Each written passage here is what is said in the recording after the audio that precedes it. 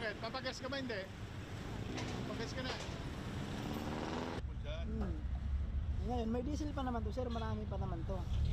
Kaya pa naman to mga 2 ikot. Eh ako talaga, sir, pag umabot talaga ng 150 ang diesel, hindi na talaga ako babiyahe. Malapit na yun. Wala na, sir, pag umabot ng ganun, wala na akong kikitain nun. Abono na abutin ko lagi nun.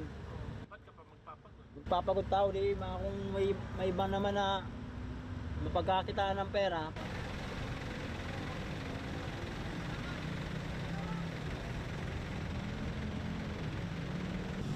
Sa 18 news. Kasi wala.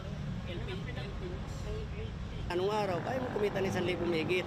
Pero sa ngayon, kahit anong sipag mo, talaga sadyang nanatili kang hanggang doon na lang talaga mo iuwi mo. Mataas na siguro yung 300, minsan kunting may sipag pa para makauwi ka ng 400, etc.